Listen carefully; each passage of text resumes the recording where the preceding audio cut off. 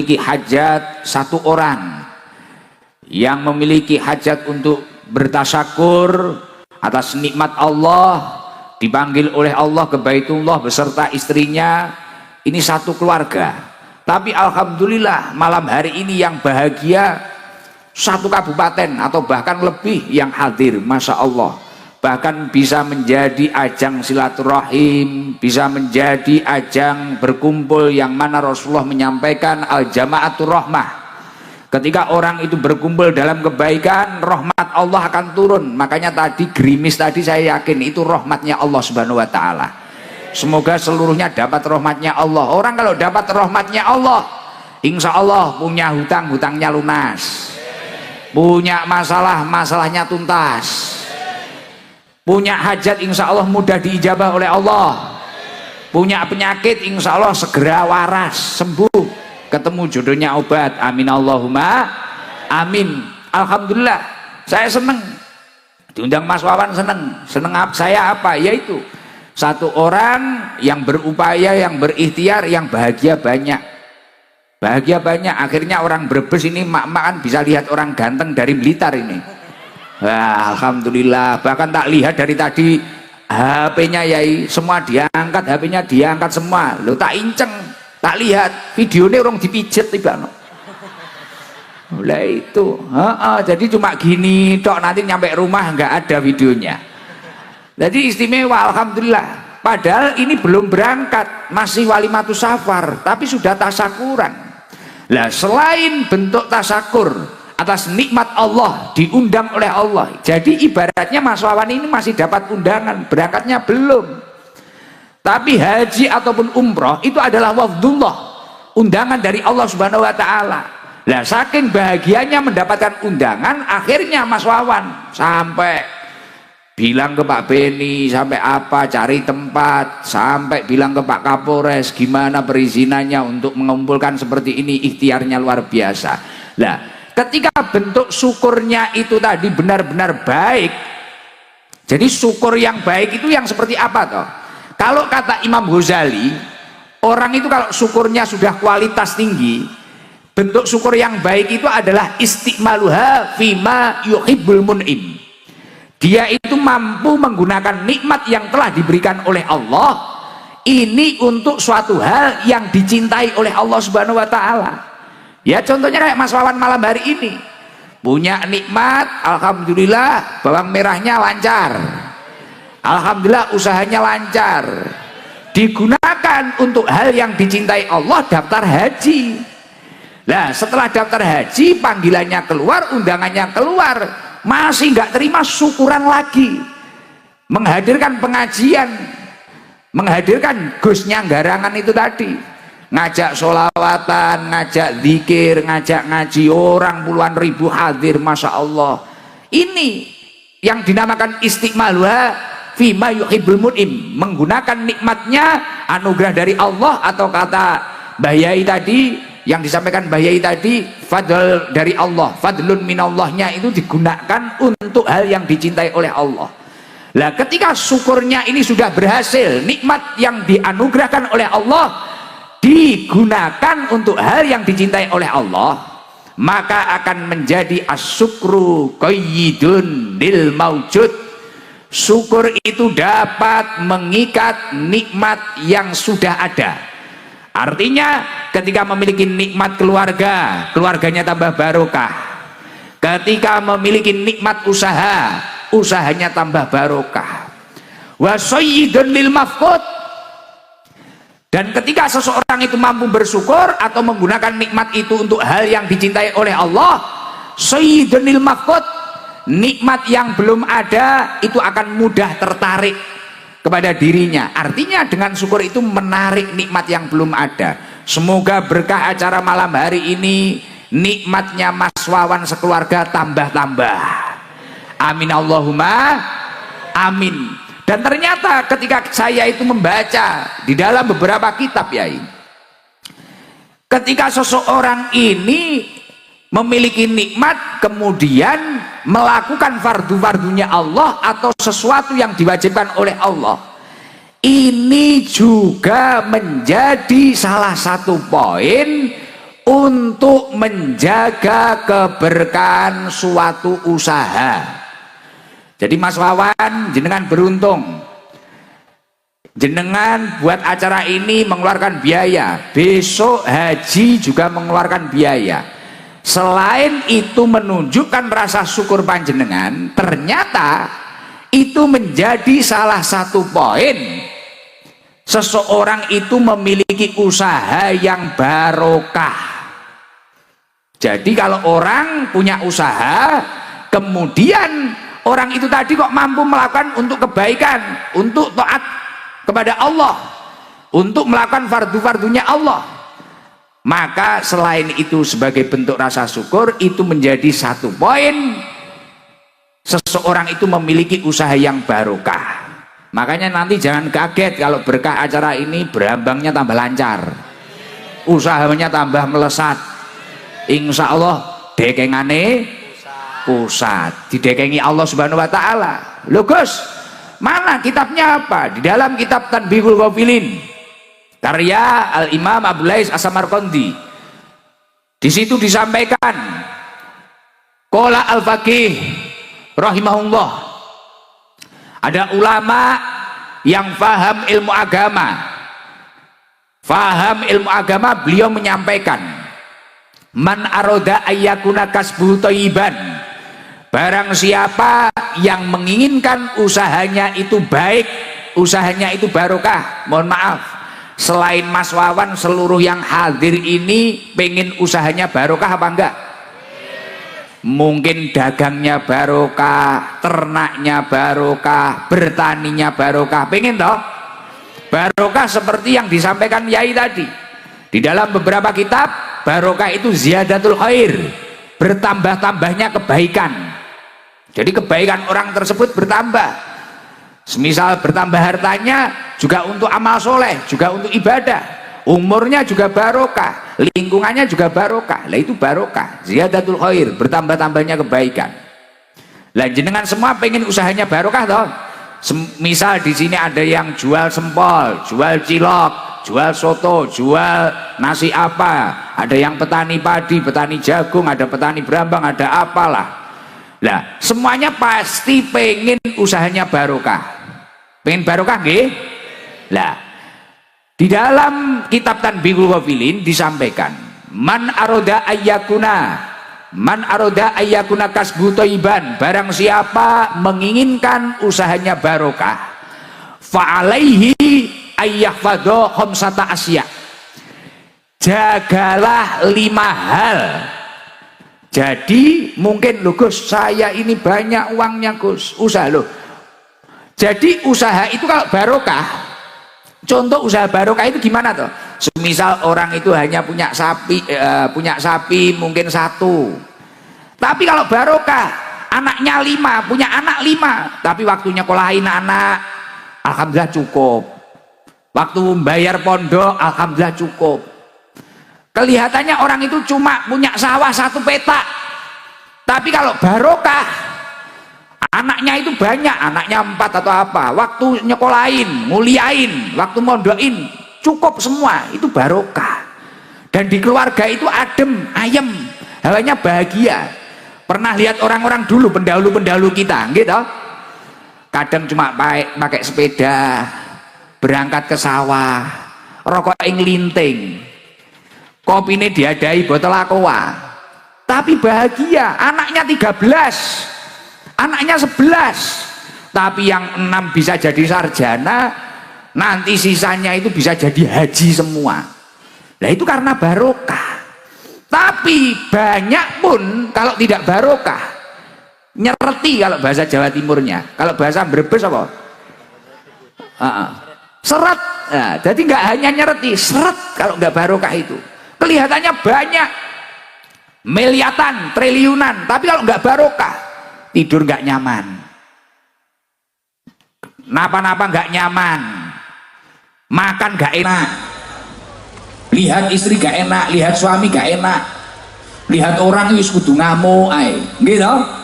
Tapi kalau barokah duame, kayak pendahulu-pendahulu kita di pinggir sawah tenang, merokok dul, alhamdulillah, dunia kayak tak dewe. Itu kalau barokah. Nah, yang lain kontra. Oke, hiburan nggak usah mahal-mahal, zaroh ke Sunan Gunung Jati, wisata religi, wes seneng bahagia. Itu kalau barokah seperti itu. Nah, tadi malam saya naik Vespa, seneng wis naik Vespa, alhamdulillah. Tapi ternyata di kota Tegal kalau malam ya bahaya, banyak ciwi-ciwi yang katok pendek itu loh. Pusing saya. Pusing iya. Kalau ternyata kalau malam ngeri ya, jenengan ampun keluar malam ya. Bahaya, waduh. Itu bagi keimanannya yang teruji itu. Kota Tegal kalau malam jam 11 ke atas, Masya Allah, ini kenapa ini anak orang kok roknya pendek-pendek, Masya Allah, alhamdulillah. Ya nggak dilihat ya gimana, mau dilihat ya gimana, kita kan terlanjur dipanggil Gus, waduh, ya akhirnya dilihat aja. Masya Allah, alhamdulillah, ngeri-ngeri. Makanya ini luar biasa ini. Di sana banyak yang nongkrong di kafe-kafe, Masya Allah. Di sini Masya Allah. Di sini solehah, di sana solehot. Wah, ngeri saudaraku, ngeri-ngeri. Nah, makanya barokah itu seperti itu. Nah, kamu panjenengan seman pengen barokah nggih?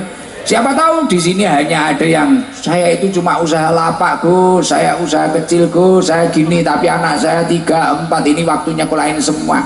Cukup kalau barokah, cukup gitu ya, cukup. Kakek-kakek kita itu usahanya cuma apa sih? Cuma warung di dalam pesantren, gorengan, es, ini loh. Tapi alhamdulillah cukup untuk biayai kita di pesantren. Nah, ini salah satu tanda barokah seperti itu. Nah, sekarang saya pengen menyampaikan resep tadi.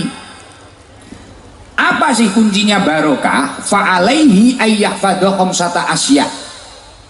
Jagalah 5 hal ketika kamu bekerja. Yang pertama apa? Awwaluha alla yu'akhira syai'an min faraidillahi ta'ala li ajlil kasbi. Wala yutkilan naksofiha. Jangan sampai kamu itu mengakhirkan atau meninggalkan dari fardu-fardunya Allah, atau bahkan mengurangi dari fardu-fardunya Allah karena pekerjaan panjenengan. Nah, contohnya kayak itu yang disampaikan mama janda itu tadi. Nah, wah belum janda. Wah belum, alhamdulillah. Ya duduk lagi. Ternyata belum janda. Tak kira janda. Kenceng banget suaranya ya. Jarak 100 meter denger loh sampai panggung. Masya Allah kayak tua masjid ya. Ora banter wong berbesi. Wah iki bojone iso mumet iki. Suaranya kayak tua masjid. Alhamdulillah. Jadi kunci keberkahan usaha yang pertama, awaluha alla yu'akhiru syai'an min faraidillahi ta'ala li ajli kasbi wa la yut'ilan naqsofiha. Jangan sampai karena kesibukan pekerjaan panjenengan kemudian panjenengan itu tadi meninggalkan fardu-fardunya Allah. Makanya tadi saya sampaikan, Mas Wawan, ini istimewa. Jenengan berkah insya Allah. Jenengan masih dapat undangan, belum berangkat, berangkatnya masih besok. Jenengan sudah tasyakuran membahagiakan orang banyak, sudah ngajak ngaji orang banyak. Nah ini penting, secara tidak langsung berarti ini menjadi satu poin untuk mempertahankan keberkahan dari usahanya. Semoga tambah barokah. Jadi kalau pengen barokah kuncinya yang pertama yaitu jangan sampai karena kita repot kemudian kita meninggalkan fardu-fardunya Allah. Jangan sampai gak sholat. Makanya orang punya banyak uang seperti apapun, usahanya besar apapun, tapi kalau gak sholat pasti gak tenang. Gak tenang, hatinya gak tenang. Tapi kalau orang itu istiqomah, konsisten ibadahnya, ketika dia memang sudah mampu untuk haji, dia berangkat haji. Ketika dia mampu untuk umroh, dia umroh. Dia menunaikan kewajibannya, waktunya zakat, dia zakat. Waktunya puasa wajib, Ramadan, dia puasa. Dan karena pekerjaannya, karena kesibukannya, kemudian fardu-fardu itu dijaga terus. insya Allah itu akan menjadi kunci keberkahan yang pertama. Itu harus diingat. Dan itu ternyata apa yang disampaikan di dalam kitab Tanbihul Filin ini sejalan dengan apa yang disampaikan oleh Allah Subhanahu wa taala. Di dalam surat Al-Munafikun Allah Subhanahu wa taala menyampaikan, "Ya ayyuhalladzina amanu la tulhikum amwalukum wala auladukum an dzikrillah." Hei orang-orang yang beriman, jangan sampai hartamu, anak-anakmu ini membuat kamu lalai kepada Allah Subhanahu wa taala.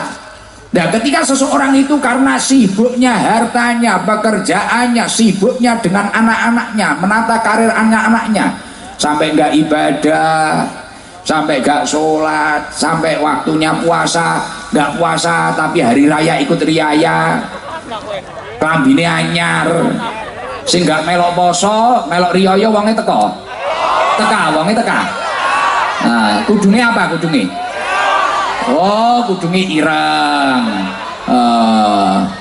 Apa kopiahan wonge? Kopiah putih apa kopiah ireng? Oh, wow, wajahe sing ireng.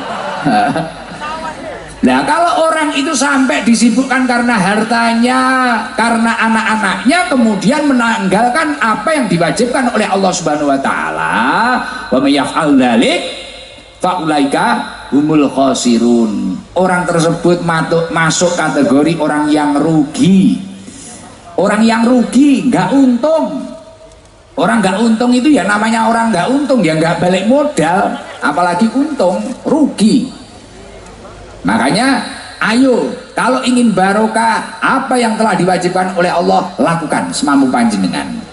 Kalau kata Imam Hasan Al-Basri, tolabud dunya la yuslih, tolabud dunya la yuslih bitarkiddin. Mencari dunia atau bekerja ini tidak akan baik, tidak akan barokah ketika dia itu meninggalkan agamanya.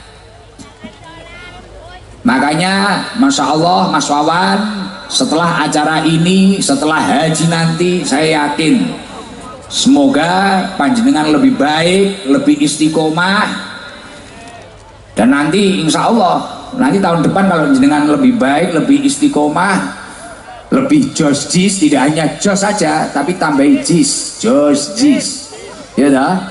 Saya nanti tak datang ke Brebes lagi nanti, nyambangi Gus Wawan Yai. Nah, ini istimewa ini. Makanya harus dipertahankan itu. Jangan sampai karena kesibukan kita kemudian kita itu bitarkidin meninggalkan agama kita. Lah kunci yang keberkahan yang nomor 2 apa toh Gus? Kunci keberkahan yang nomor 2 adalah wasani la yu'diya ahadan min khalqillahi ta'ala li ajli kasbi. Ketika kita itu sibuk bekerja, jangan sampai kita itu menyakiti orang lain atau menjatuhkan orang lain. Itu kalau bahasa anak mudanya, brandinglah usahamu setinggi mungkin, sebaik mungkin, promosikan sebaik mungkin, tapi jangan sampai mematikan cahaya orang lain, jangan sampai menyakiti orang lain, hak orang lain diambil, jangan sampai. Jangan lihat hasil survei membuktikan banyaknya orang yang usaha kemudian sambil mencaci, menyakiti orang lain atau memakan hak orang lain, pasti tidak akan lama, pasti tidak akan lama. Tapi kalau dia itu hanya fokus dengan usahanya, fokus dengan dirinya, keluarganya, ibadahnya, kemudian hak-hak orang lain itu dipenuhi dengan baik, pasti orang itu akan melesat. Insya Allah akan tambah jaya, tambah jaya, tambah sukses. Semoga Mas Wawan tambah sukses, tambah jaya. Amin Allahumma amin. Lah itu kalau dawuhnya Allah Subhanahu wa taala, wala tabaqasun nasa asya'ahum. Kita itu jangan sampai mengurangi hak-hak manusia. Jangan sampai dalam usaha kita, dalam bisnis kita, dalam kesibukan kita. Ya contoh nggak usah jauh-jauh. Warung-warung kecil kayak gini loh, lapak-lapak kaki 5 ini loh, jangan sampai kemudian wah ini tahu saya lebih enak, wah ini enak, itu nggak enak, itu apa, atau bahkan cari dukun, cari apa, itu nggak penting. Fokus Wes ini baik, ini apa, ini apa. Ada orang ternyata beli sana beli sana, kita tenang saja. Rizki itu sudah ada yang ngatur. Nahnu qasamna bainahum ma'isyatahum fil hayatid dunya. Semua orang itu sudah memiliki jatahnya masing-masing. Bahkan ujiannya manusia itu masing-masing. Ujiannya sendiri-sendiri, jatahnya sendiri-sendiri. Jadi kita nggak bisa menata hidup kita. Wes pasrah saja. Nah makanya itu penting, itu menjadi kunci yang nomor 2. Kalau kata Rasulullah, la dororo wala diror, jangan sampai kita itu membahayakan diri kita atau membahayakan orang lain. Oke, jalan saja, jalan saja. Makanya Rasulullah juga menyampaikan, al muslim man salimal muslimun min lisanihi wa yadi. Jadi seorang muslim itu adalah muslim yang muslim lain itu selamat dari kejahatan lisannya dan tangannya. Jangan sampai kita itu menjadi orang yang jahil. Kita harus santai. Nah itu akan menjadi kunci keberkahan usaha yang nomor 2. Yang nomor 3, kunci keberkahan yang nomor 3 itu apa? Yang nomor 3 yakni ayaksida bikasbihi istighfafan. Ayaksida bikasbihi istighfafan li nafsihi wali iyalih wala yaksida bihi al jam'a wal kathroh. Ketika kita bekerja, nyun sewu, mohon maaf, biasanya ada orang itu yang bekerja kemudian karena salah niat, salah tujuan, kemudian di tengah jalan banyak mengalami problem atau kegagalan. Nah, kunci keberkahan yang nomor 3 apa toh? Ketika kamu itu bekerja, ayaksida bikasbi istafafan li nafsi wali iyalihi wala yaksida bihi al jam awal kasroh. Kita itu kalau bekerja harus memiliki niat yang baik. Niatkanlah saya ini bekerja untuk menyelamatkan diri saya dan keluarga saya agar tidak melakukan hal yang diharamkan oleh Allah, yang dilarang oleh Allah. Kalau kata Yai Subhan tadi, agar kita itu tidak tomak mengharap pemberian orang lain. Loh iya, saya sendiri belajar seperti itu. Makanya saya ini, loh Gus Ikdam itu kegiatannya apa, pekerjaannya apa? Enggak. Kalau saya itu pekerjaannya ngaji itu bukan pekerjaan. Ngaji ini saya itu menjaga ketahanan iman saya. Karena saya ngaji ini akhirnya kan saya malu kalau maksiat. Apalagi di Brebes nggak bisa maksiat. Orang kadang terlanjur kenal, terkanjul dipanggil Gus. Masa saya kemarin habis pespanan terus karaoke, itu kan ya gak pantas. Terus saya cari LC gitu, oh ya gak pantas ya gitu. Oh ini Gus apa? Saya ngaji ini bukan pekerjaan. Ini salah satu ikhtiar saya menjaga ketahanan iman saya. Akhirnya ketemu orang, kita berusaha menata akhlak yang baik. Nggih. Loh kok sebenarnya diajak foto itu capek enggak? Wah capek. Apalagi mak-mak foto pisan kurang bener, ganti lagi, miring lagi, kadang kudu nyosor ae. Loh saya ini di Brebes sama Tegal hampir ternodai loh kemarin Pak Kapolres.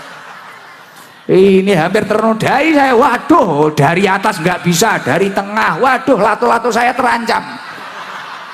Berat ini, waduh ini. Wah apalagi di kantor wali kota itu, di kantor wali kota Tegal, waduh penuh ini. Gus dari atas mau salaman nggak bisa, tengah nggak bisa, waduh ada yang dari bawah, langsung tak amankan lato-lato ini. Ini bahaya. Jadi pekerjaan itu harus diniatkan untuk menyelamatkan dirinya dan keluarganya dari sesuatu yang diharamkan oleh Allah. Wala yaksida bihi al jam'a wal kasroh. Jangan sampai kita itu memiliki pekerjaan, niat kita itu, wah agar saya banyak, agar saya lebih kaya dari dia, agar saya mengumpulkan harta banyak.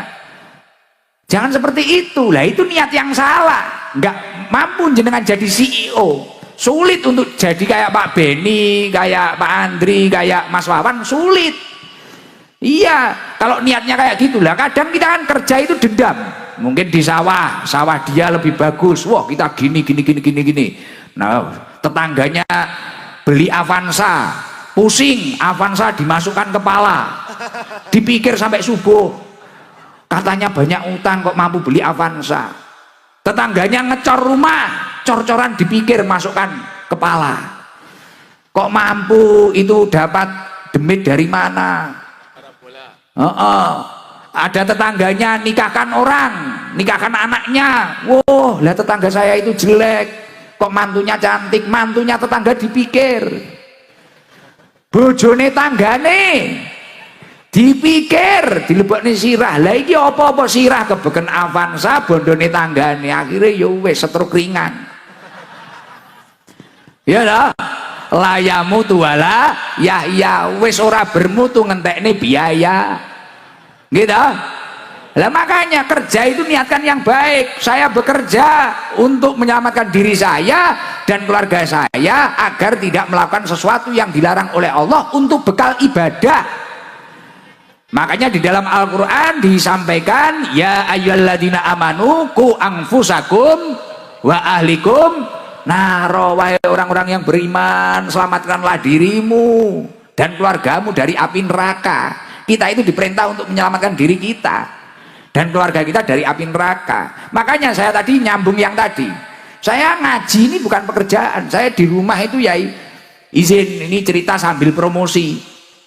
Saya ini sebenarnya kan kerja saya ya ini jual sarung batik ini, Gusidam series. Dan ternyata saya survei orang Brebes belum beli ini.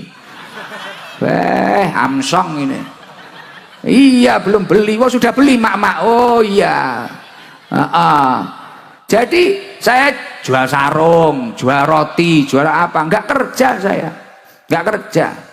Bahkan saya bilang loh Mas Wawan, saya bilang Mas Wawan, saya itu enggak narip, gitu kan? Saya enggak narip.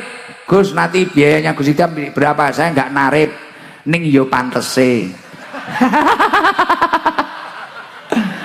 Loh, saya bilang kayak gitu ya, saya nggak narip, nggak ada nominal. Bahkan hadroh saya itu juga nggak narip. Hadroh saya juga punya pekerjaan masing-masing. Oh nggak narip saya, gitu. Itu kerja biar nggak tomak, biar nggak tomak. Jadi kunci berkahnya pekerjaan yang nomor 3, niatkan semua pekerjaan panjenengan untuk menyelamatkan diri panjenengan dari sesuatu yang diharamkan oleh Allah, agar nggak minta-minta, agar nggak tomak, dan niatkan untuk bekal ibadah kepada Allah. Dilanjutkan, ini masih nomor 3 loh, tadi 5 loh. Dilanjutkan apa mboten? Nah, lanjut, nggak bulet nggih. Mohon maaf saya pakai bahasa Indonesia. Karena saya nggak paham bahasa ngapak, dan tadi infonya istrinya Pak Beni itu nggak paham bahasa Jawa. Jadi nanti biar bisa paham semua. Padahal saya itu biasanya kalau nggak bahasa Jawa, bahasa Inggris saya. Jadi agak sulit, bahasa Indonesia agak sulit. Karena ya itu CEO sarung itu tadi. Jadi kunci keberkahan suatu usaha yang nomor 4 apa? Ar-rabi'u ala yujida nafsahu bil kasbi jiddan. Ketika kita bekerja, kita tidak boleh terlalu menforsir diri kita. Kadang kan ada orang itu pengen cepet kaya, kaki di kepala, kepala di kaki, ibadahnya ditinggal, sholatnya ditinggal, pagi berangkat pulang malam, malam berangkat lagi, terus sampai lupa kesehatannya, lupa keluarganya, lupa ibadahnya. Ternyata ketika panjenengan semua itu belajar di kitab-kitab salafus soleh, itu cara yang salah. Makanya Rasulullah Shallallahu Alaihi Wasallam menyampaikan, kamu rajin boleh, inna li rabbika alaika haqqan, tapi kamu harus paham ada hak yang harus kamu penuhi kepada Allah. Kamu harus beberapa waktu istirahat, sujud, mujahadah, memohon kepada Allah, meminta kepada Allah. Karena di balik ikhtiarmu, usahamu, penentunya tetap Allah Subhanahu wa ta'ala. Al asbab, kata Imam Ibnul Qayyim, la tughni anka syai'an illa bi'nillah.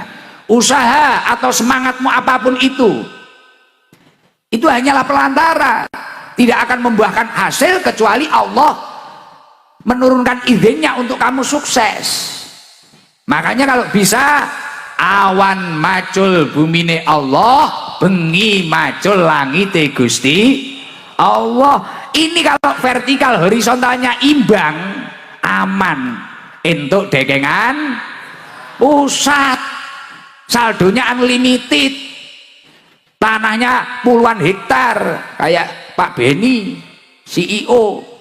Nggak kayak Gus Ikdam melas kuru kuru kayak gak kopen. Nah itu jangan sampai kita itu dalam bekerja seperti itu. Innali rabbika alaika hakon, kamu harus paham hak yang harus kamu penuhi kepada Allah. Wali nafsika alaika hakon, kamu boleh rajin tapi kamu harus ingat kesehatan tubuhmu. Sesekali tubuhmu harus kamu tidurkan. Kalau habis bayaran, habis dapat uang, beli sate. Sate apa? Sate Brebes. Blengkong. Sate yang masyhur di sini itu loh. Blengkong ya, belum makan loh itu, belikan loh Mas nanti.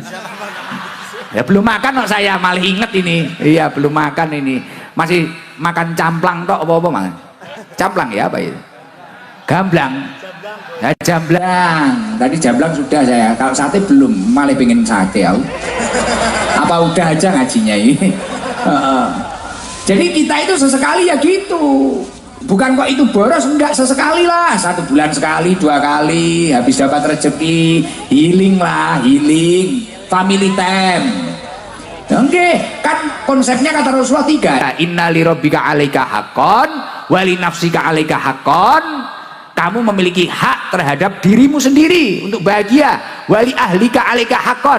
Nomor 3. Dan kamu memiliki hak terhadap keluargamu. Sesekalilah walaupun jauh, sama anaknya video call, sama istrinya video call. Sesekalilah jalan-jalan family time. Beli apa? Pisang goreng, sate kingkong apa.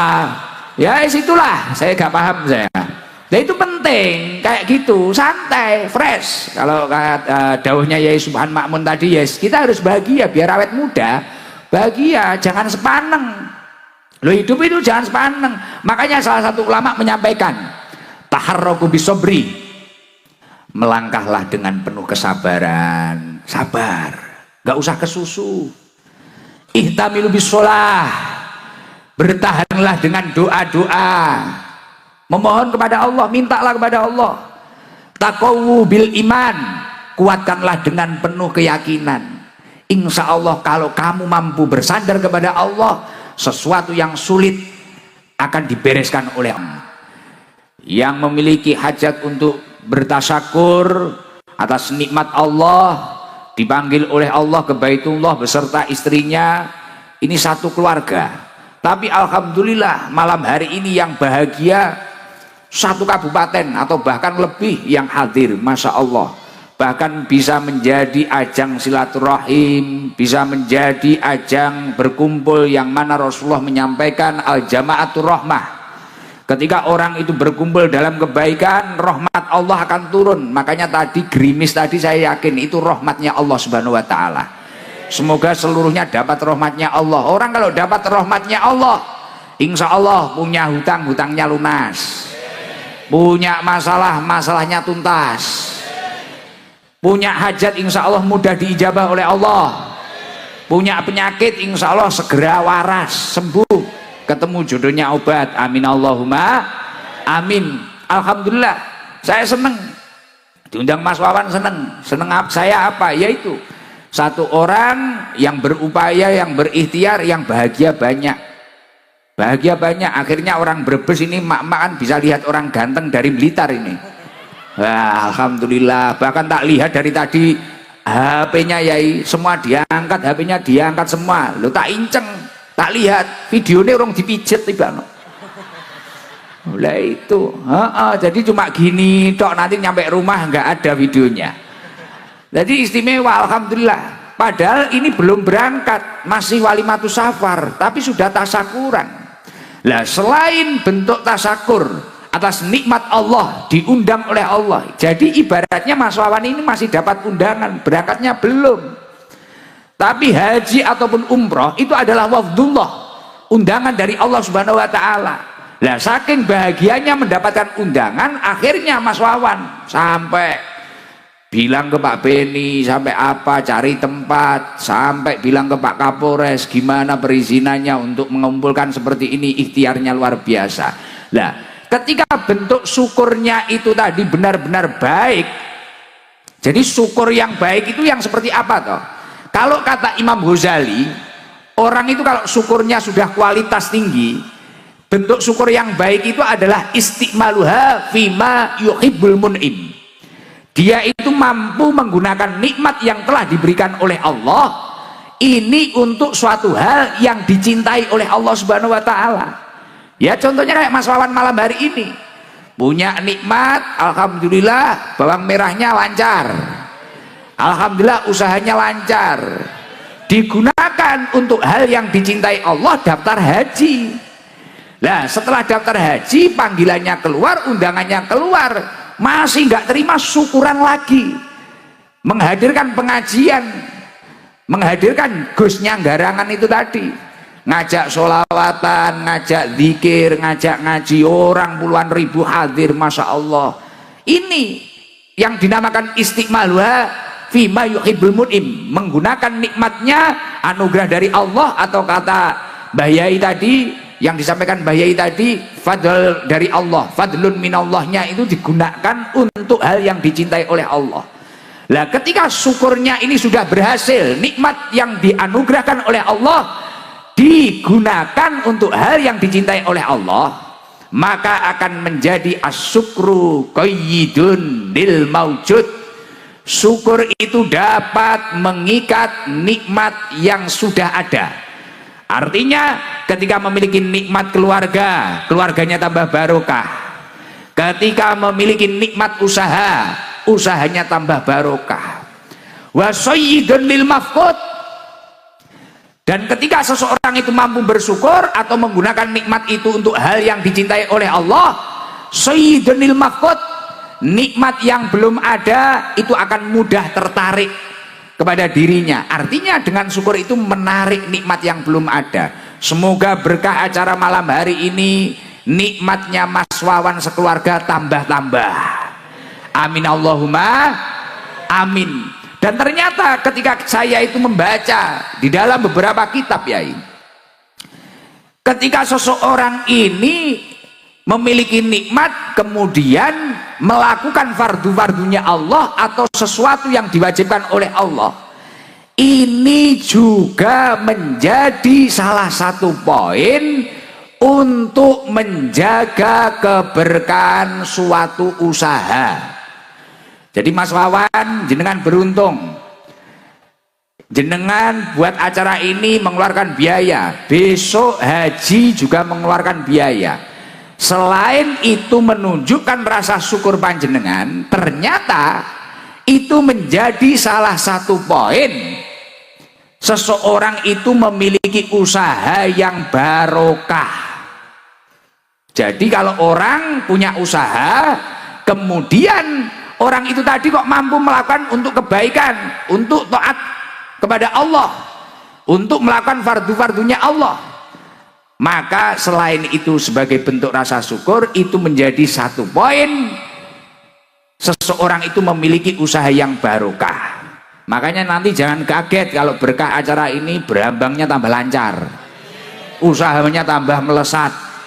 Insya Allah dekengane pusat, didekengi Allah Subhanahu wa taala. Loh Gus, mana kitabnya apa? Di dalam kitab Tanbihul Ghafilin karya Al-Imam Abdul Lais As-Samarqandi, di situ disampaikan qala al-faqih rahimahullah, ada ulama yang faham ilmu agama, beliau menyampaikan man aroda ayyakuna kasbu thayyiban, barang siapa yang menginginkan usahanya itu baik, usahanya itu barokah. Mohon maaf, selain Mas Wawan, seluruh yang hadir ini pengen usahanya barokah apa enggak? Mungkin dagangnya barokah, ternaknya barokah, bertaninya barokah, pengen toh? Barokah seperti yang disampaikan Yai tadi di dalam beberapa kitab. Barokah itu ziyadatul khair, bertambah-tambahnya kebaikan.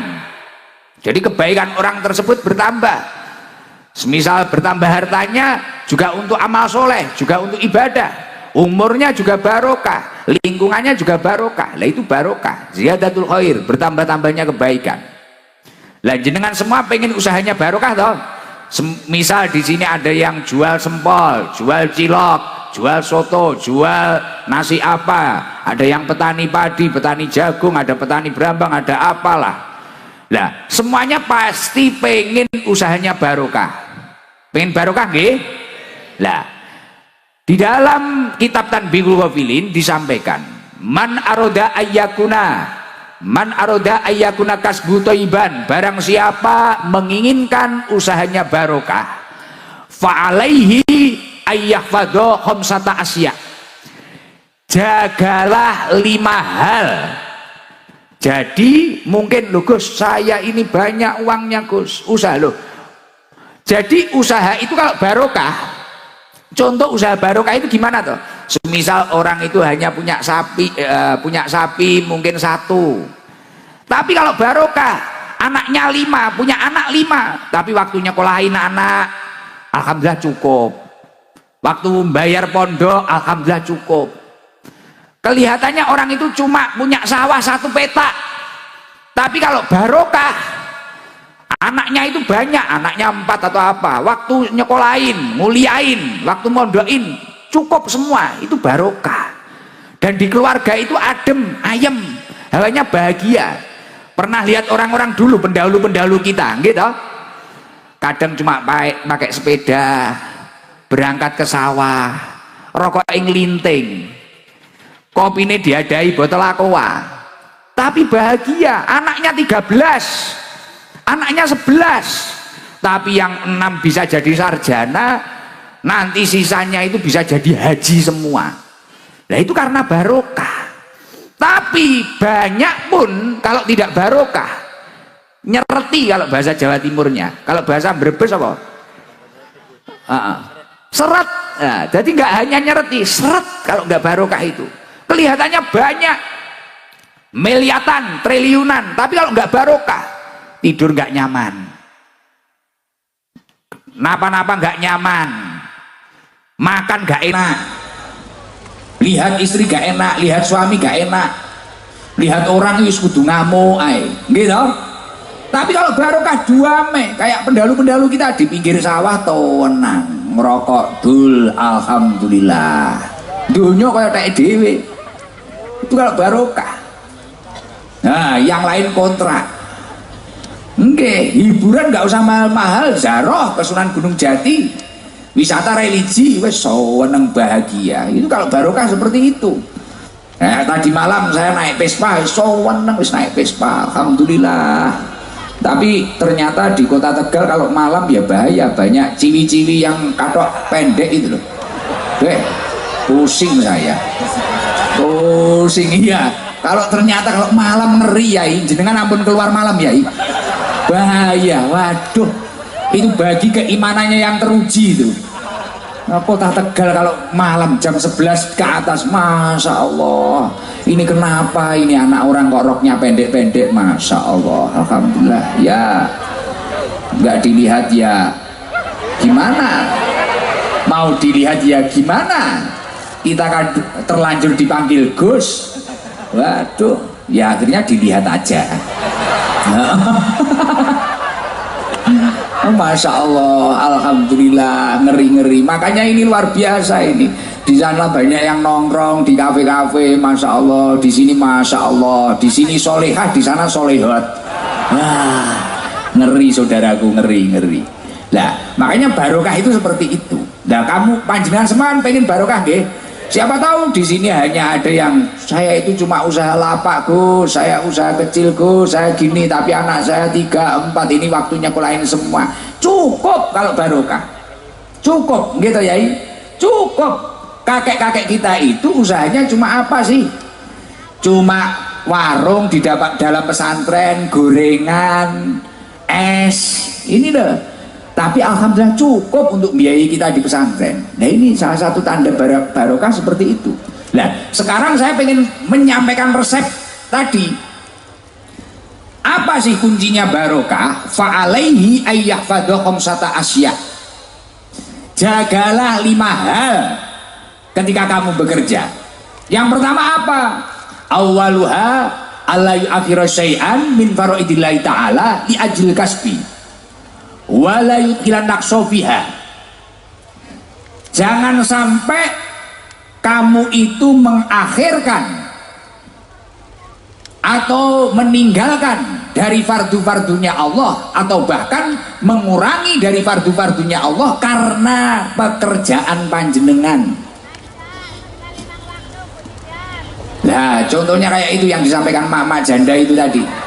Nah, wah belum janda, wah belum, alhamdulillah, ya duduk lagi. Ternyata belum janda, tak kira janda. Kenceng banget suaranya ya, jarak 100 meter denger loh sampai panggung. Masya Allah, kayak tua masjid ya. Ora banter wong Brebes iki. Wah iki bojone iso mumet iki. Suaranya kayak tua masjid. Alhamdulillah.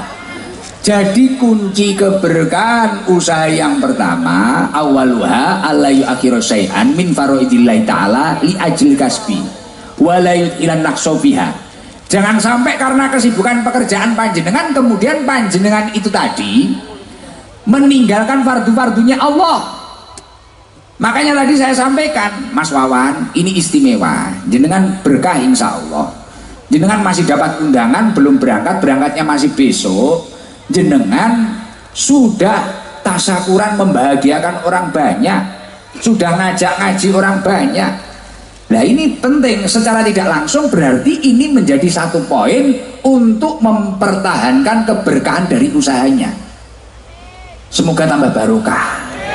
Jadi kalau pengen barokah, kuncinya yang pertama yaitu jangan sampai karena kita repot kemudian kita meninggalkan fardu-fardunya Allah. Jangan sampai gak sholat. Makanya orang punya banyak uang seperti apapun, usahanya besar apapun, tapi kalau gak sholat pasti gak tenang. Gak tenang, hatinya gak tenang. Tapi kalau orang itu istiqomah, konsisten ibadahnya, ketika dia memang sudah mampu untuk haji, dia berangkat haji. Ketika dia mampu untuk umroh, dia umroh. Dia menunaikan kewajibannya. Waktunya zakat, dia zakat. Waktunya puasa wajib Ramadan, dia puasa. Dan karena pekerjaannya, karena kesibukannya, kemudian fardu-fardu itu dijaga terus.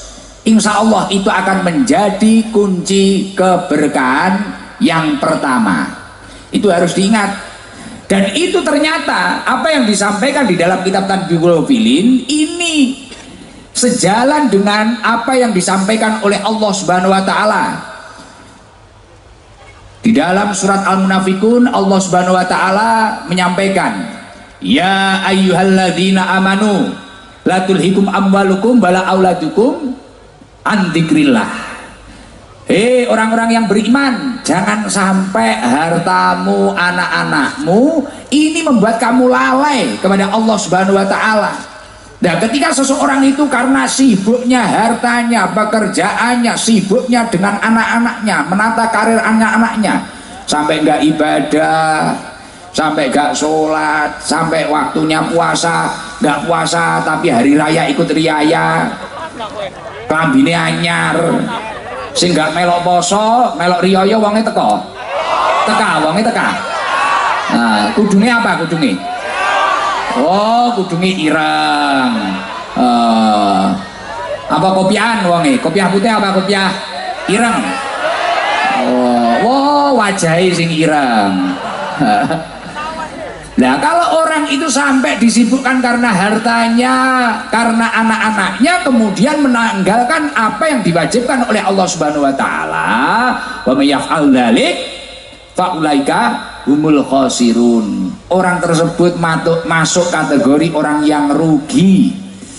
Orang yang rugi, nggak untung. Orang nggak untung itu ya namanya orang nggak untung, ya nggak balik modal, apalagi untung, rugi. Makanya ayo kalau ingin barokah, apa yang telah diwajibkan oleh Allah lakukan semampu panjenengan. Kalau kata Imam Hasan Al Basri, tolabud dunya la yuslih, tolabud dunya layusi bitarkiddin, mencari dunia atau bekerja ini tidak akan baik, tidak akan barokah ketika dia itu meninggalkan agamanya. Makanya Masya Allah Mas Wawan, setelah acara ini, setelah haji nanti, saya yakin semoga panjenengan lebih baik, lebih istiqomah, dan nanti insya Allah nanti tahun depan kalau jenengan lebih baik, lebih istiqomah, lebih jos jis, tidak hanya jos saja tapi tambahi jis, jos jis, ya dah.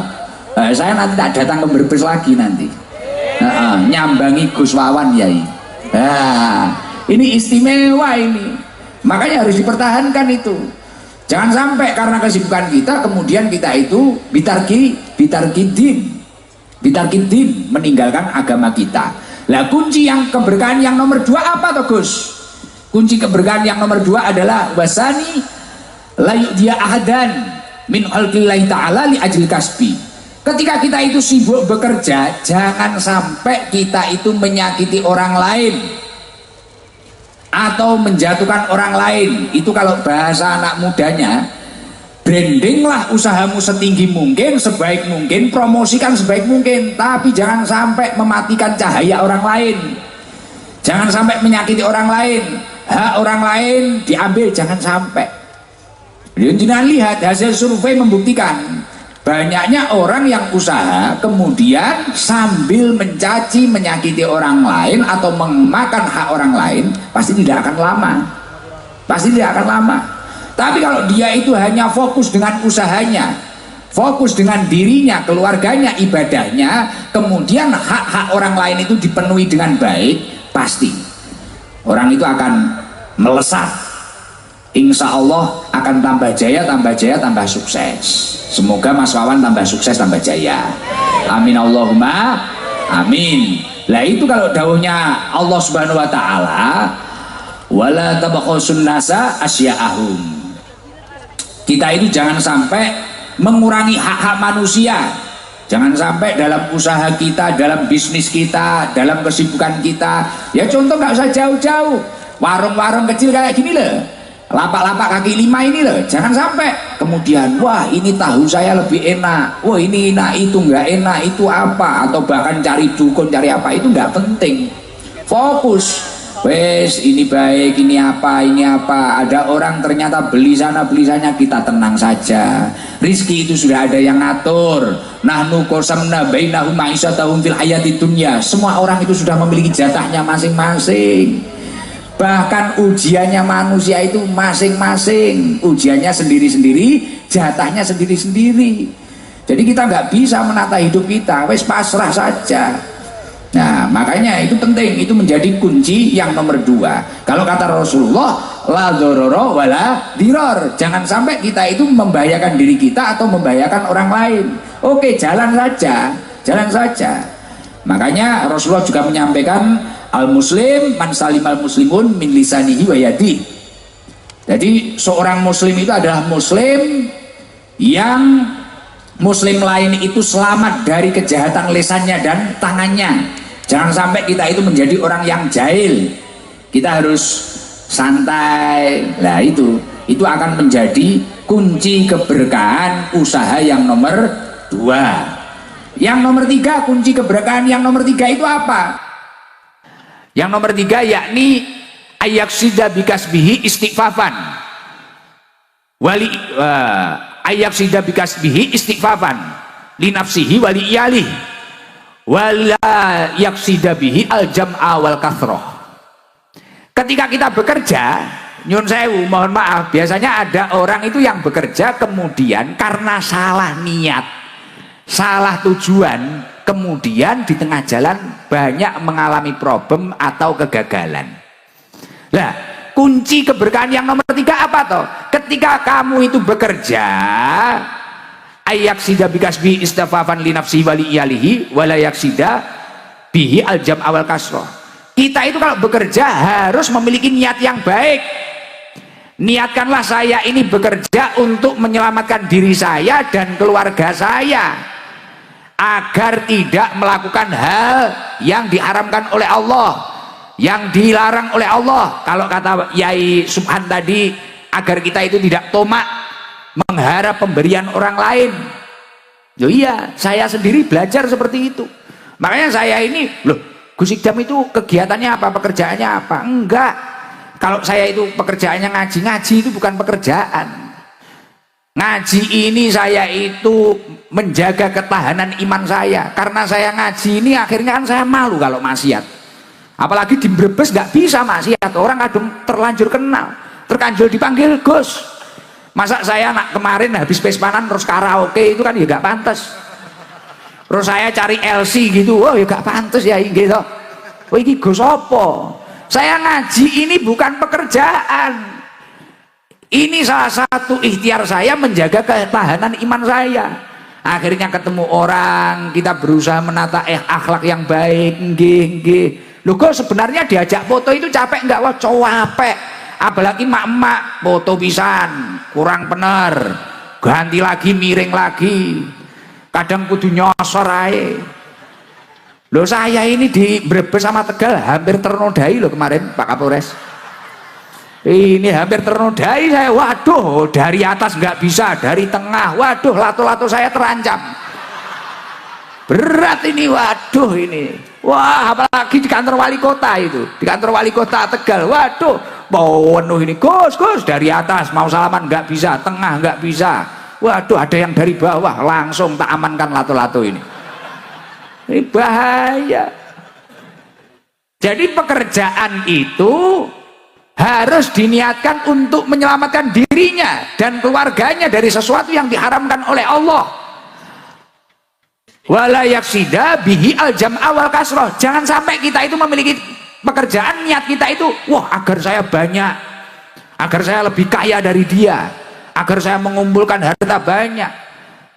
Jangan seperti itu. Lah itu niat yang salah. Nggak mampu jenengan jadi CEO, sulit untuk jadi kayak Pak Beni, kayak Pak Andri, kayak Mas Wawan, sulit. Iya, kalau niatnya kayak gitulah. Kadang kita kan kerja itu dendam. Mungkin di sawah dia lebih bagus. Wah, kita gini. Nah, tetangganya beli Avanza, pusing, Avanza dimasukkan kepala. Dipikir sampai subuh. Katanya banyak utang kok mampu beli Avanza. Tetangganya ngecor rumah, cor-coran dipikir masukkan kepala. Kok mampu itu dapat demit dari mana? Ada tetangganya nikahkan orang, nikahkan anaknya. Wow, lah tetangga saya itu jelek, kok mantunya cantik, mantunya tetangga dipikir. Bojone tanggane dipikir, dilebokne sirah. Lah iki apa-apa sirah kebeken Avanza, bondone tanggane, akhirnya ya wis setruk ringan. Ya lah, layamu tuwala ya wis ora bermutu ngentekne biaya. Gitu. Lah makanya kerja itu niatkan yang baik. Saya bekerja untuk menyelamatkan diri saya dan keluarga saya agar tidak melakukan sesuatu yang dilarang oleh Allah untuk bekal ibadah.